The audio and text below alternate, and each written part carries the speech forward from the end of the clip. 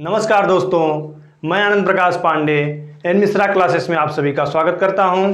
हम लोग BEd second semester का जो कि सेकेंड पेपर है अधिगम का आकलन, और अधिगम के आकलन में आज हम लोग बहुत ही छोटा टॉपिक देखेंगे कि आंकड़ा होता क्या है, जो कि आंकड़े और डाटा। इस आंकड़े में हम देखेंगे जैसे कि आप जब सांख्यिकी जब आप पढ़ने जब चलते हैं तो हम सांख्यिकी एक वीडियो में आपको बता चुके हैं कि सांख्यिकी होती क्या है, उसकी परिभाषा क्या है, उसकी आवश्यकता क्या है। ये सब कुछ आप जा करके प्लेलिस्ट में आप देख लीजिएगा। उसमें एक टॉपिक आया था, एक शब्द आया था आंकड़ा, और जो कि आंकड़ा हमारा जो है या आंकड़े जो हैं इसको हम कह सकते हैं डाटा इंग्लिश में। तो ये जो आंकड़े और डाटा जो है इसका कहीं ना कहीं जब हम अपने जब हम सांख्यिकी का जब हम लगाते हैं केंद्रीय प्रवृत्ति की माप की जब भी हम सवाल जब लगाना जब शुरू करते हैं जैसे कि माध्य मध्यिका बहुलक, तो उसमें हमें कहीं ना कहीं आंकड़े और डाटा जो होता है उसका हम कहीं ना कहीं प्रयोग करते हैं। तो इसी को हम लोग आज देखेंगे कि डाटा होता क्या है और आंकड़ा होता क्या है। हालांकि उसको हम बहुत ही सरल शब्दों में हम आपको पहले ही वीडियो में बताए थे थोड़ा सा, लेकिन एक छोटा संक्षिप्त में हम जानने का प्रयास करेंगे। देखिए क्या है कि सांख्यिकी गणनाओं का विश्लेषण करने के लिए हमें आंकड़े की आवश्यकता होती है। कि सांख्यिकी जो गणना है उस गणना किसी भी हम सवाल को जब सॉल्व करते हैं या किसी भी सवाल को जब हम लगाते हैं और किसी भी गणना जब हम करते हैं कोई भी, तो उसमें कहीं ना कहीं आंकड़े जो कुछ उनका हो दिया रहता है उन आंकड़ों की आवश्यकता हमको होती है। और उसके बाद देखेंगे कि इसके लिए सबसे पहले हमें आंकड़े को इकट्ठा करना होता है। जैसे कि अलग अलग आंकड़ा दिया गया है, मान लीजिए कि आप जनसंख्याएं निकाल रहे हैं तो किसी गांव की जनसंख्या अलग होगी, किसी जिले की जनसंख्या अलग होगी, तो अलग अलग जनसंख्याओं को हम क्या करेंगे एक जगह सबको इकट्ठा करेंगे। जिला की जनसंख्या अलग कर देंगे, गांव की जनसंख्या अलग कर देंगे, प्रदेश की जनसंख्या अलग कर देंगे। तो इस तरह से अलग अलग हम सब इकट्ठा मतलब जितने भी आंकड़े होंगे उनको क्या करेंगे हम इकट्ठा कर देंगे। उदाहरण भी आपको देंगे, हम बहुत अच्छे से समझाने का प्रयास करेंगे। आपको बस थोड़ा सा इसको आप समझ लीजिए, देख लीजिए एक बार। इसके बाद संकलित किए गए आंकड़े को सूची में लिखना होता है। एक हम सूची बना देंगे, जैसे कि आपको हम बताए भी थे कि बालक वर्ग, बालिका वर्ग, मान लीजिए कोई और बच्चा होगा, छोटे बच्चों का वर्ग, इस तरह से उनके अलग अलग आंकड़े की हम सूची बनाएंगे। और सूची बना करके उनका उपयोग करने के लिए इन अर्जित आंकड़ों को क्रमबद्ध करना होता है। एक उसको क्रम में लगाते हैं, सबसे छोटा वाला उसके बड़ा, उससे बड़ा, उससे बड़ा, इस तरह से कहीं ना कहीं क्रम में उसको हम लगाते हैं। अतः हम कह सकते हैं कि मापन के आधार पर अर्जित आंकड़ों को एक विशेष क्रम में रखने की प्रक्रिया ही आंकड़ों का व्यवस्थापन कहलाता है। कहने का मतलब कि जो हमारा मापन होता है, जो गणना करने की प्रवृत्ति होती है, या जो गणना करना हमको जब होता है, जब गणनाओं जब हम करने लगते हैं, जब गणना जब हम करते हैं, तो मापन के आधार पर, उस मापन के आधार पर जब अर्जित जो भी आंकड़ा हमको मिला रहता है, जब हम मापन जब करते हैं तो उसमें जो भी आंकड़ा मिला रहता है उस आंकड़ों को एक विशेष क्रम में, एक व्यवस्थित क्रम में मतलब रखने की प्रक्रिया आंकड़ों का व्यवस्थापन कहलाता है। इस हम आंकड़ों के व्यवस्थापन को हम एक दो आंकड़ों का व्यवस्थापन हम इसके बाद हम लोग देखेंगे तुरंत। ये आंकड़ों के व्यवस्थापन को हम दो विधियों के द्वारा समझेंगे, एक संचयी बारंबारता के द्वारा, एक ऐसे देखेंगे आप, तो आंकड़ों का व्यवस्थापन कहलाता है। अतः हम उदाहरण के तौर पर अगर हम देखें तो कह सकते हैं कि हमें किसी कक्षा में, जैसे मान लीजिए कि कोई कक्षा है उसमें काफ़ी विद्यार्थी हैं, तो उस कक्षा के विद्यार्थियों का मापन करते हैं हम। तो जब हम उन कक्षा के विद्यार्थियों का जब हम मापन जब करेंगे तो मापन के लिए एक परीक्षा कराई जाती है। मतलब अधिकतर भी होता भी है कि एक कक्षा में काफ़ी बच्चे पढ़ते हैं और उस बच्चे जब पढ़ते हैं उसमें तो काफ़ी बच्चे मतलब अलग अलग मानसिक रूप से होते हैं, उनके अलग अलग नंबर आते हैं परीक्षा में। तो जब उनकी जब परीक्षाएँ जब कराई जाती है तो उस परीक्षा में विद्यार्थियों के द्वारा प्राप्त किया गया जो उनका प्राप्तांक होता है, जो उनके जो अंक होते हैं, जब परीक्षा ली गई और उस परीक्षा लेने के बाद जो भी विद्यार्थी के प्राप्तांक होते हैं उस प्राप्तांकों का ही आंकड़ा वही कहलाता है। जैसे कि 100 में से कोई विद्यार्थी 80 नंबर पा रहा है, कोई विद्यार्थी जो कि है वो 10 नंबर पाएगा, कोई 70 नंबर पाएगा, कोई 50 नंबर पाएगा। तो वही जो अलग अलग वो जो पाते हैं नंबर, वही उनका क्या कहलाता है, वही आंकड़ा कहलाता है। तथा इस परीक्षा में उन विद्यार्थियों के व्यवहार कि किसी भी पहलू, मतलब वो जो विद्यार्थी जब परीक्षा जब देते हैं तो उनका आंकड़ा, हमको अलग अलग जो नंबर पाते हैं वो आंकड़ा हमारा हो जाता है। और उन्हीं आंकड़ों से हम यह पता लगाते हैं कि वह विद्यार्थी के जो कुछ भी व्यवहारिक पक्ष उनका होगा, उनका मतलब समझ लीजिए कि जो भी पक्ष उनका होगा, उनका सामाजिक पक्ष, व्यवहारिक पक्ष, उनके सोचने समझने की क्षमता उनके सोचने समझने की जो भी क्षमता होती है उन क्षमताओं को, या इस तरह से हम कह सकते हैं कि उनके सभी पक्षों का विकास होता है, या उनके सभी पक्षों से संबंधित हम उनकी जो भी व्यवहारिक मतलब पक्ष होते हैं उनको सबको हम जानने का प्रयास करते हैं उनके आंकड़ों के ही द्वारा। तो आइए हम देखते हैं कि गिलफोर्ड के अनुसार क्या है आंकड़ा। तो ये संख्यात्मक आंकड़े दो प्रकार के होते हैं। क्या क्या होते हैं? पहला आंकड़ा वो होता है जिन्हें हम गिन सकते हैं या जिन्हें गिना जा सकता है। जैसे कहा भी जाता है कि 5 छात्रों को कक्षा मान लीजिए 5 छात्र हैं, 10 छात्र हैं, तो उन छात्रों को हम क्या कर सकते हैं? गिन सकते हैं ना। तो वही चीज यहाँ पे है कि वे आंकड़े जिनको गिना जा सकता है। और दूसरा है 2 पेन, 4 पेन, 10 पेन, इस तरह से गिना जा सकता है, उनकी संख्याएं होती हैं। जैसे उसी तरह से 4 किताबें, 5 किताबें, 20 किताबें, तो ये सब क्या हैं? इन सब आंकड़े ऐसे हैं जिनको कि हम गिन सकते हैं या गिना जा सकता है। अगला देखिए दूसरा क्या है कि वे आंकड़े जिन्हें गिना नहीं जा सकता है। ये ऐसे आंकड़े होंगे जिनको कि हम गिन नहीं सकते हैं। कैसे होगा? 2 लीटर पानी, क्या इसको गिना जा सकता है? नहीं। कोई ना कोई एक पात्र होगा, उस पात्र से हम उसको नाप तो सकते हैं, उसको माप तो सकते हैं, लेकिन उसको गिन नहीं सकते हैं। तो यही ये 2 प्रकार के संख्यात्मक आंकड़े होते हैं। इसमें पहला होता है जिनको गिना जा सकता है और दूसरा होता है जिनको नहीं गिना जा सकता है। जैसे 2 लीटर पानी, 2 मीटर कपड़ा, 5 किलोग्राम चावल, इस तरह से तमाम चीजें, ऐसी बहुत सारी चीजें हैं जिनको कि आप यहाँ पे देख सकते हैं। तो हम आंकड़ा एक बार हुआ, इस आंकड़े को आप स्क्रीनशॉट लीजिए। उसके बाद हम लोग देखेंगे कि आंकड़ों का व्यवस्थापन क्या होता है, बहुत ही शॉर्ट में देखने का हम लोग प्रयास करेंगे। एक बार आप स्क्रीनशॉट इसका लीजिए। चलिए आइए देखते हैं। देखिए जैसे कि हम आपको बताए थे कि जो आंकड़े हैं वो आंकड़े, जो डाटा हमारा जो है उसको हम मतलब उनका जब व्यवस्थापन जब हम करेंगे, उनको जब बांटेंगे हम, तो 2 प्रकार से हम उसको देखेंगे। पहला प्रकार हमारा क्या है? साधारण व्यवस्था के आधार पर या उनके द्वारा व्यवस्थापन, और दूसरा हम देखेंगे कि अवित्तीय व्यवस्था के द्वारा व्यवस्थापन। तो जो हमारा जो साधारण व्यवस्था के आधार पर या साधारण व्यवस्था के द्वारा जो व्यवस्थापन होगा, तो ये साधारण में ये होगा कि जो कम से कम जब संख्याएं होंगी तब हम व्यवस्थापन उसका कैसे करेंगे, तब हम सवाल को कैसे सॉल्व करेंगे।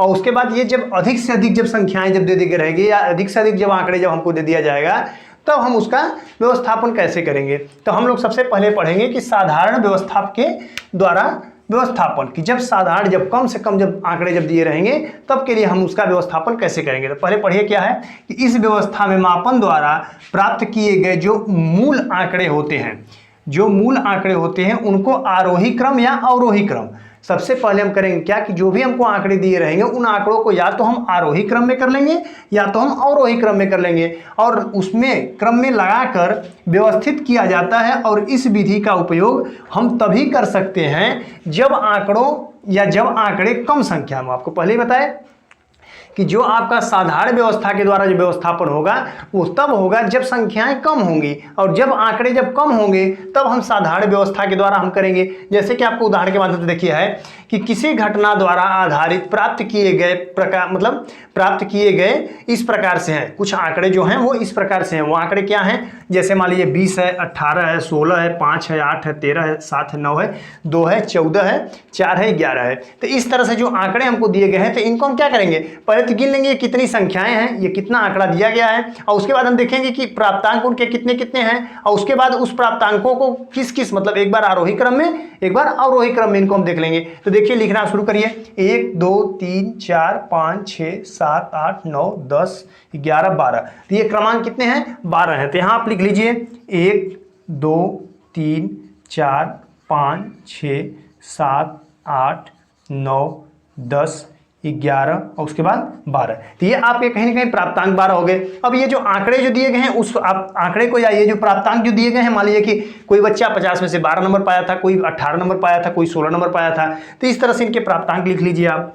इस तरह हो जाएंगे 20 18 16 5 8 13 7 9 2 14 उसके बाद 4 उसके बाद 11। इस तरह से आप प्राप्तांक लिख लिए। अब इस प्राप्तांक के बाद आप इसमें से देखेंगे कि आरोही क्रम में एक बार लिख लेंगे, एक बार अवरोही क्रम में लिख लेंगे।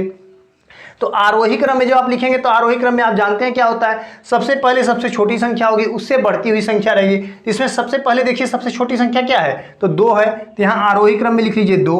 2 के बाद उससे बड़ी संख्या देखिए क्या है, तो यहाँ पे है 4, तो 4 लिख लीजिए। 4 के बाद देखिए क्या कहीं 5 है, कहीं 5 नहीं है, 6 है, कहीं 6 नहीं है, देखिए 7 है, तो यहाँ पे आप 7 लिख लीजिए। 7 के बाद फिर आप देखिए कहीं 8 है, हाँ 8 है, यहाँ पे देखिए 5 भी है, यहाँ पे 4 के बाद 5 है, तो यहाँ पे 5 लिख लीजिए। और 5 के बाद फिर कहीं देखिए 6 है, तो 6 नहीं है, तो उसके बाद 6 के बाद क्या है, 7 है, और 7 के बाद देखिए यहीं पे 8 भी है, तो 8 भी लिख लीजिए। 8 के बाद कहीं देखिए 9 है, हाँ 9 है, तो यहाँ पे 9 लिख लीजिए। 9 के बाद देखिए कहीं 10 है, तो 10 नहीं है, 11 है, 11 भी, हाँ यहाँ पे है 11, तो 11 को लिख लीजिए। 11 के बाद कहीं 12 है, आपको 12 दिख रहा है, कहीं न कहीं 12 नहीं दिख रहा है, 13 दिख रहा है, यहाँ पे आप 13 को लिख लीजिए। 13 के बाद आप क्या लिखेंगे, 14 देखिए कहीं है, हाँ है 14। 14 के बाद 15 देखिए कहीं है, तो 15 आपको कहीं नहीं मिला, 16 मिल गया, तो 16 को आप लिख लीजिए। 16 के बाद 17 कहीं दिख रहा है, 17 कहीं नहीं दिख रहा है। 18 दिख रहा है, तो आप 18 को लिख लीजिए। और 18 के बाद कहीं कुछ दिख रहा है, तो 19 दिख रहा है, 19 कहीं नहीं दिख रहा है। 20 दिख रहा है, हाँ 20 दिख रहा है। अब इनकी आरोही क्रम जो है, ये आरोही क्रम को गिन लीजिए, 12 आंकड़े हैं कि नहीं है, तो 1 2 3 4 5 6 7 8 9 10 11 12 आंकड़े सही हैं। और जब आप आरोही क्रम में कर लिए, इसी को आप उलट दीजिए, वो आपका आरोही क्रम हो जाएगा, तो यहीं पर आप उलट दीजिए। 20 हो जाएगा, 20 के बाद 18 है, तो 18, 18 के बाद 16, 16 के बाद 14 हो जाएगा, 14 के बाद 13 हो जाएगा, 11 हो जाएगा, 9 हो जाएगा, उसके बाद 8 7 फिर 5 4 उसके बाद 2। तो ये कहीं ना कहीं आप यहाँ पे देखिए आप कि जो साधारण व्यवस्था के द्वारा जब व्यवस्थापन जब हम करेंगे, तो इसमें एक कोई ना कोई आंकड़ा जो भी दिया रहेगा वो इसी तरह से दे दिया रहेगा, और उस आंकड़े को आप उसके क्रमांक को लिखेंगे, उसके बाद आप उसके प्राप्तांक को लिखेंगे, कितना कितना प्राप्तांक है, उसको आरोही क्रम में लिख करके फिर आप अगर उसमें माध्य निकालने के लिए देगा तो माध्य निकालेंगे, मध्यिका निकालने के लिए देगा मध्यिका निकालेंगे, बहुलक निकालने के लिए देगा बहुलक निकालेंगे, जो भी मतलब आपको सवाल दिया रहेगा उस अनुसार आप निकालेंगे। हम सिर्फ आंकड़े पढ़ा रहे हैं, तो इसलिए हम सिर्फ और सिर्फ आपको एक बार डाटा दिखा दिए हैं कि इस तरह से आंकड़े ये होते हैं, समझ गए होंगे। दूसरा देखिए क्या है, आवृत्ति के व्यवस्था के द्वारा व्यवस्थापन क्या होगा। जब आवृत्ति दी रहेगी, जब संख्याएं जब अधिक से अधिक, जब ज़्यादा से ज़्यादा जब रहेंगी, जब आंकड़ा जब दिया रहेगा, तब हम कैसे निकालेंगे। तो उसके लिए क्या है कि इस व्यवस्था के मापन द्वारा प्राप्त किए गए मूल आंकड़ों को हम आवृत्ति के अनुसार व्यवस्थित करते हैं, और इस प्रकार की विधि का उपयोग हम तब करते हैं जब या तो एक तो आंकड़ों की संख्या अधिक हो। पहला इसका कंडीशन ये रहेगा कि या तो एक तो जब आंकड़ों की संख्या क्या हो, अधिक हो, ज़्यादा से ज़्यादा आंकड़े दिए रहे हों। और दूसरा कंडीशन इसका क्या है, दूसरा यह है कि आंकड़ों की पुनरावृत्ति हो, मतलब कि एक ही जो आंकड़ा रहेगा वो 2 बार दे दिया हो, 3 बार दे दिया हो। जैसे कि यहाँ पे मान लीजिए 20 था, 10 था, जो भी था, तो सिर्फ 2 जैसे था तो एक ही बार था, 4 था तो देखिए 1 बार है, 5 था तो 1 बार है। लेकिन यहाँ पे क्या होगा, आवृत्ति की व्यवस्था के द्वारा यही 5 हो सकता है, 2 बार आ जाए, हो सकता है 5 बार आ जाए, हो सकता है 10 बार आ जाए। जब आवृत्ति इसकी जब पुनरावृत्ति जब उसी आंकड़े की जब होने लगती है, एक संख्या एक नंबर का जब आवृत्ति जब होने लगेगा, तब उसको हम आवृत्ति व्यवस्था के द्वारा व्यवस्थापन करेंगे और उसको हम अलग तरीके से सॉल्व करेंगे। और ये तब होता है जब संख्याएं अधिक हों, जब आंकड़े हमको ज़्यादा से ज़्यादा दिए रहे हों। तो देखिए यहाँ पे कुछ आंकड़े दिए गए हैं, अब इसको हम लोग देखने का प्रयास करेंगे। तो पहले जो भी प्राप्तांक आपको दिया गया है, इस प्राप्तांक को आप लिख लीजिए, और इस प्राप्तांक को आप मान लीजिए लिख लेंगे। उसके बाद फिर आवृत्ति आप देखेंगे कौन संख्या कितना है। तो जैसे मान लीजिए इसको भी हम आरोही क्रम में लिखने का प्रयास कर रहे हैं। तो आरोही क्रम में सबसे पहले आप देखिए इसमें सबसे छोटी संख्या क्या दिख रही है, तो सबसे छोटी संख्या आपको 2 दिख रही है, तो यहाँ पे 2 लिख लीजिए। अब इसमें देखिए ये इतने ज्यादा आंकड़े हैं कि आप यहाँ पे कंफ्यूज हो जाएंगे। तो कंफ्यूज होने के लिए आप करिए क्या, गोला बनाते चलिए, गोला बनाते चलिए और इनकी आवृत्ति भी लिखते चलिएगा। एक ही साथ 2 काम हो जाएगा। सबसे छोटी संख्या 2 थी, और 2 में देखिए 2 कितनी बार आया है, 2 एक बार यहाँ आया है और 2 एक बार यहाँ आया है। तो यहाँ पे आवृत्ति भी लिख दीजिए 2। क्या और कहीं 2 आपको दिख रहा है, कहीं 2 नहीं दिख रहा है। तो आपकी कहीं ना कहीं मिल गया कि जो प्राप्तांक 2 हमारा था, जो आंकड़ा हमारा 2 था, उसकी आवृत्ति कितनी बार है, तो 2 हमारा 2 बार आया है, तो हमारी आवृत्ति हो जाएगी 2 बार। 2 के बाद उससे बड़ी संख्या देखिए 3 कहीं है, हाँ 1 बार मिला, तो यहाँ पे 1 बार 3 यहाँ मिला। उसके बाद कहीं और देखिए 3 है, कहीं 3, हाँ यहाँ पे भी एक 3 है, तो यहाँ पे 1 बार यहाँ पे 3 लिखिए, और यहाँ पे फिर इनकी आवृत्ति कितनी है, तो 2 बार है, 3 2 बार रिपीट हुआ है, तो इसको हम आवृत्ति लिख लेंगे 2। 3 के बाद देखिए 4 कहीं आपको दिख रहा है, हाँ 4 यहाँ पे है, तो 1 बार 4 यहाँ पे हो गया, 1 बार 4 यहाँ पे हो गया। तो 4 कितनी बार आया है, तो 2 बार आया है। और कहीं 4 तो नहीं दिख रहा है, नहीं 4 कहीं नहीं दिख रहा है, यहाँ पे 4 लिखिए, यहाँ भी इसकी भी आवृत्ति 2 हो जाएगी। 4 के बाद 5 को देखिए, 5 यहाँ पे 1 बार हो गया। उसके बाद कहीं 5 है, नहीं, तो सिर्फ लिखिए आप 5, और 5 की आवृत्ति क्या है 1, तो सिर्फ आप लिखिए आंकड़ों में की आवृत्ति 1 होगी। 5 के बाद कहीं 6 देखिए आपको दिख रहा है, एक बार दिख रहा है 6, और कहीं 6 दिख रहा है, कहीं 6 नहीं दिख रहा है, तो यहाँ पे भी लिख लीजिए 6 और 6 की आवृत्ति लिखिए 1। 6 के बाद देखिए कहीं 7 दिख रहा है, 7 एक बार यहाँ पे दिख रहा है, 7 एक बार यहाँ पे दिख रहा है, एक बार यहाँ पे दिख रहा है, 7 की आवृत्ति कितनी हो जाएगी 2, तो 7 2 बार। देखिए काफ़ी लोग कंफ्यूज होंगे काफ़ी इसको क्यों बता रहे हैं, इसको इसलिए बता रहे हैं कि ये चीज़ आपको कहीं ना कहीं सवाल लगाए हैं, इसको बताए हैं। तो सवाल जब आपको हम बताएंगे, जब सवाल लगवाएंगे तो आपको बहुत आसानी हो जाएगी, आप तुरंत प्राप्तांक लेंगे, आंकड़े आपको जो भी मिला रहेगा तुरंत आवृत्ति आप लिखेंगे और आवृत्ति लगा करके उसको आप सवाल को सॉल्व कर लेंगे। आगे देखिए 7 तक हम लोग पहुंचे थे, 7 के बाद 8 देखिए कहाँ कहाँ है, 8 एक बार यहाँ पे है, 1 2 के बाद और कहीं 8 कहीं नहीं है, तो लिख लीजिए यहाँ पे 8 8 कितनी बार है 2 बार है।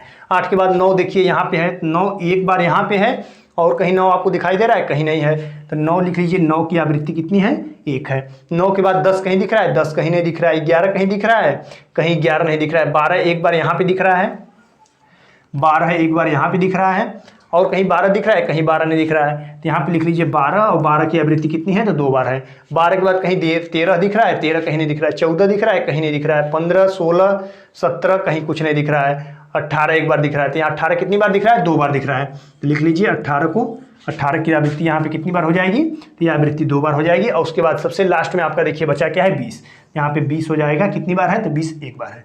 अब एक चीज़ थोड़ा सा ध्यान देना होता है कि जब आप आवृत्ति के आधार पर व्यवस्थापन जब करते हैं, तो जब आप सवाल लगाने लगते हैं तो इसी आवृत्ति को आप यन मान लेते हैं, और इस यन को मान करके इनकी आवृत्ति आप क्या कर लेंगे जोड़ देते हैं। सवाल जब हम बताएंगे तो उसको बहुत अच्छे तरीके से आपको हम समझाने का प्रयास करेंगे।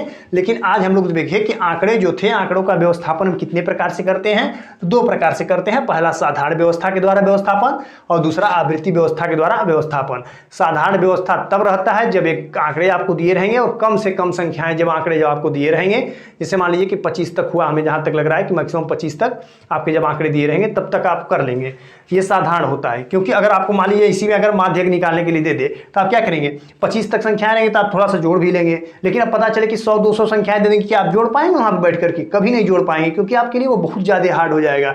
तो उसके लिए होता क्या है, आवृत्ति के आधार पर आप उसकी आवृत्ति निकालेंगे, बहुत तेजी से आप उसको सॉल्व कर लेंगे, कि ताकि आप संख्याएं जो भी रिपीट की हुई हैं या ज़्यादा से ज़्यादा जो आंकड़े हैं उसको आप कम से कम में संख्याओं में आप उसको लिख लेंगे। जैसे इनकी आवृत्ति मान लीजिए अगर जोड़ना हो तो 2 2 4 4 2 6 6 1 7 7 1 8 8 9 10 हो गया।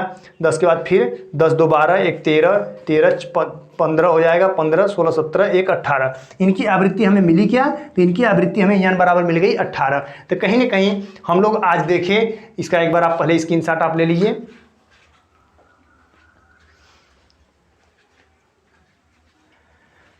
तो हम लोग जो आंकड़े जो थे, इन आंकड़ों को हम लोग देखें, और इस आंकड़ों में जो कुछ भी बचा था, जैसे भी समझाना था, हम बहुत मतलब अब थोड़ा सा वीडियो मान लीजिए कि बढ़ गया होगा, हम शॉर्ट में ही बनाने का प्रयास किए थे, तो थोड़ा सा आंकड़े आपको जो भी हम समझाए बहुत अच्छे तरीके से आपको समझ में आ गया होगा। अभी भी कोई अगर कन्फ्यूजन आपको हो तो आप कमेंट बॉक्स में कमेंट करके आप पूछ लीजिएगा, और बाकी आपके आगे अगर सवाल होगा तो सवाल, बाकी अगर और कुछ भी अगर आपको पढ़ाने लायक या थ्योरेटिकल अगर कुछ होगा समझाने लायक तो उसको हम समझाएंगे अगले वीडियो में। इसी के साथ हम आपके साथ विदा लेना चाहते हैं। धन्यवाद।